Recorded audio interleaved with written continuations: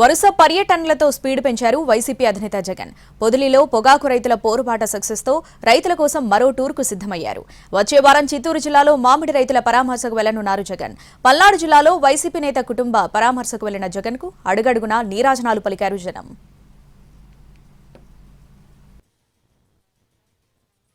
2019లో 151 సీట్లతో తిరుగులేని ఆధిక్యంతో అధికారాన్ని చేజెక్కించుకున్న వైసీపీ 2024 ఎన్నికల్లో కేవలం 11 స్థానాలకు పరిమితమైంది. టీడీపీ, జనసేన, బీజేపీ కూటమి 164 సీట్లతో ఘన విజయం సాధించింది. వైసీపీ పని అయిపోయిందని అందరూ భావించారు. అయితే పార్టీ భారీ ఓటమిని చవిచూసినా వెంటనే కోలుకున్నారు జగన్. పార్టీ నేతలతో వరుసగా సమీక్షా సమావేశాలు నిర్వహిస్తూ వస్తున్నారు. కార్యకర్తలతో భేటీల్లో జగన్ 2.0 అంటూ పరిచయం చేశారాయన. మరోసారి పాదయాత్ర ఉంటుందని కేడర్కు సంకేతాలిచ్చారు జగన్.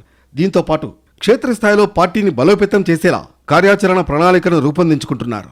కేడర్లో ఊపు తెచ్చేలా నిర్ణయాలు తీసుకుంటున్నారు. కూటమి ప్రభుత్వ వైఫల్యాలను ప్రజల్లోకి తీసుకువెళ్లేందుకు రైతు ధర్నాలు, విద్యుత్ ఛార్జీల పెంపుపై నిరసనలు, ఫీజు రియంబర్స్మెంట్ ఆందోళనలు, వెన్నుపోటు దినం పేరిట నిరసన కార్యక్రమాలు చేపట్టారు. మరోవైపు ర్యాండమ్గా ఆయన ప్రజల్లోకి వెళ్లేందుకు పరామర్శలు చేస్తున్నారు. మిర్చి రైతుల కోసం గుంటూరు మిర్చి యార్డుకు వెళ్లారు. కార్యకర్త కుటుంబాన్ని పరామర్శించడానికి రాప్తాడు నియోజకవర్గం రామగిరి పర్యటనకు వెళ్లారు.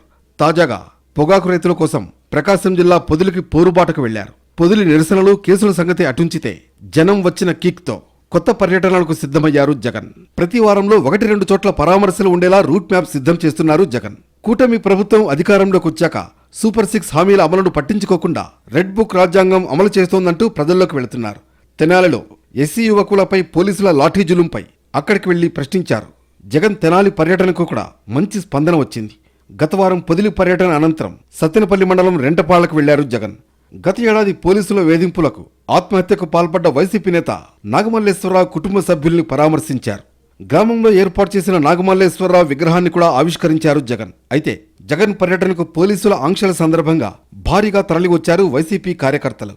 3 గంటల్లో పూర్తి కావలసిన కార్యక్రమం దాదాపు 10 గంటలకు పైగా పట్టింది. అడుగడుగునా జగన్ పర్యటనలకు జనం నీరాజనాలు పలికారు. దీంతో సత్తెనపల్లి పర్యటన వైసీపీకి మంచి బూస్టప్ ఇచ్చినట్లయింది.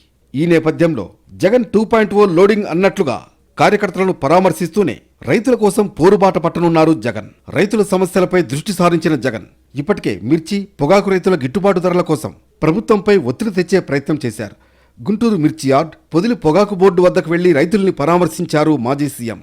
వచ్చే వారం గిట్టుబాటు ధరలు లేక రోడ్డెక్కుతున్న మామిడి రైతుల కోసం చిత్తూరు జిల్లా పర్యటనకు సిద్ధమవుతున్నారు జగన్. బంగారుపాలెం మండలం మార్కెట్ యార్డుకు వెళ్లి రైతులను పరామర్శించనున్నారు.